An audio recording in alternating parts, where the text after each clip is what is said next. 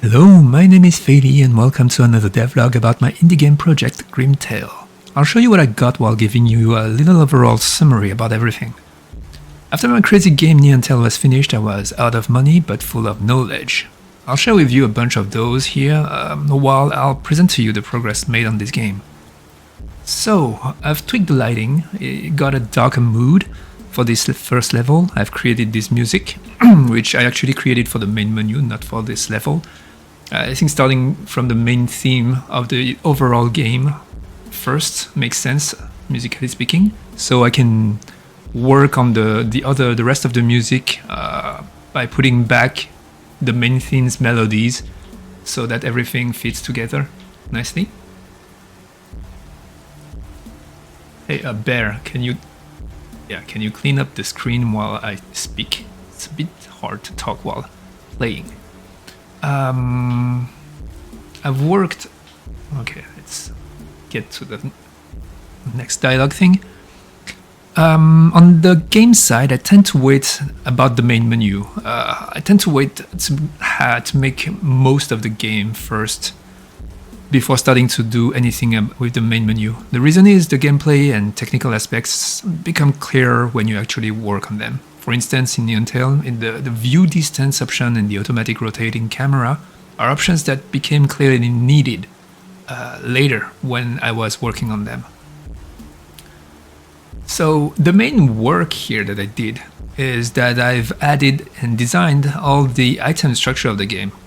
What you can craft, what item does. I've added an inventory screen here, where I drew mouse and tried to get a simple but efficient UI up. As you can see, there's all the stats on the left. Those are all functional, and there's quite a lot of fun things, like the multi-shot is very fun. The ghost arrow, I can talk about this actually.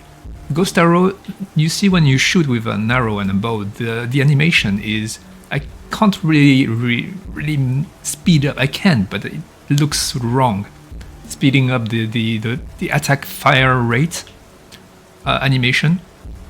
However, the idea behind the ghost arrows is that whenever I shoot one arrow, there's going to be a ghost arrow that's going to follow up, virtually increasing the attack rate. While avoiding changing the animation speed. That's a little idea I got. I'm quite happy about this idea.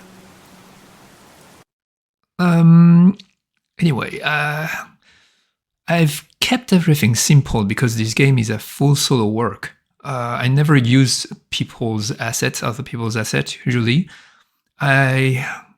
I mean, you might already know at this point, but I enjoy doing art, animation, coding, design, and writing stories myself.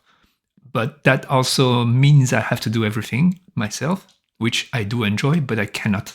I don't want this game to take forever to finish. So you can see the 2D art. It's 2 colors. It's a simple line. I don't want to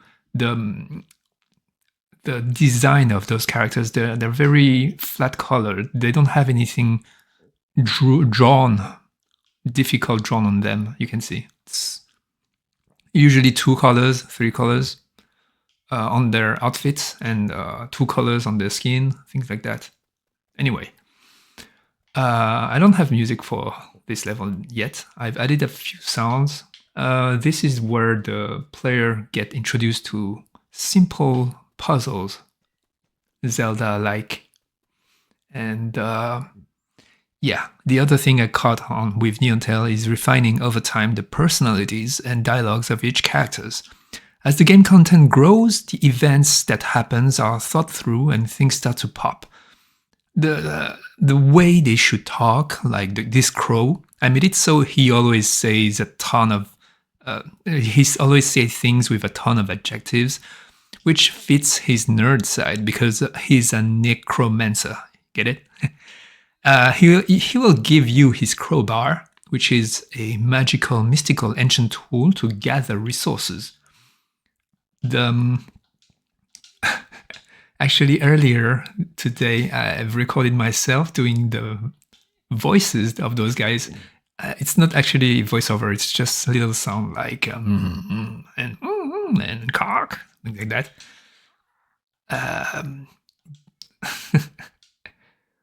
That was a pretty fun thing to do. All right, I did this little animation with this little VFX, very Zelda-esque. Maybe I'm going to add a music like ta-na-na-na. We'll see. Okay, let me show you the crowbar. Let me skip this dialogue and take this thing, put it in my pocket, and press select to open up my new inventory screen. So I can use the gamepad to put things up. I can also use my mouse to move them around. The icons aren't very visible, but I'll work on that later. This here is actually at the crow's head. I didn't do his icon yet, so it's a heart for now. And if I remove it, actually, let me show you. It's not on my butt anymore. And he won't be able to talk to you. If I put it there, there you go. Crows on my butt. Keep me company. All right, let's take this mask. Same thing, this mask, you can put it on and it's going to have some buffs. It's going to reduce the amount of curse you get. Oh yeah, that's a new stat. You got the curse on the left, you can see 68%. And I can put that on. And now I've got a Plague Doctor's mask on my face, which is cool. So here we go. Here's the new level I've been working on this 2 months, I think. Last devlog was 2 months ago. Okay, so we're outside. There's no sound. And here's the new thing. Blueprints for objects outside. And they require materials, resources that you acquire using that new... Oh yeah, now that I've equipped the melee crowbar, I can attack now, which is what I need to get resources. Enemies also give resources by attacking them, and I did this skullfish, so I was thinking, okay, I got my zombies with the zombunies, but I don't have skeletons, which is something any heroic fantasy world need, but in a world with animals as characters, all the characters, I was thinking, why not fishes? They make for good skeletons, I think. And it's pretty cool. It's pretty funny. There we go. I need to work on their VFX yet. Their VFX the flame doesn't fade out, just pops out. I'll work on that later. Oh yeah, let me show you. I've added I've added this zombie with a tumor on his face. There's the timer on the top, you can see. That's the daylight time. That's the day timer. When it goes near by the end of the timer, it's going to be nighttime. And nighttime is, I haven't done that yet, but nighttime is going to be a dangerous time to be. You should get all your objective done before the end of the day, else night crawlers are going to get you. What else? Yeah, so that's pretty much it. That's pretty much the progress I've done in those 2 months. This level, there's a lot of surprise I've got for the next devlog. I'll talk about it later. But here you can craft a bridge and you will be able to go through here like I'm doing. But yeah, there's this treasure chest that I've just...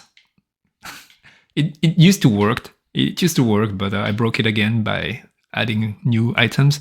Anyway, that's pretty much it for this devlog. Thanks for watching. I hope you will follow my game and wishlist it when it comes out. And if you haven't, go check my older game, Neon Tail. And that's it. I'll see you later. Bye-bye.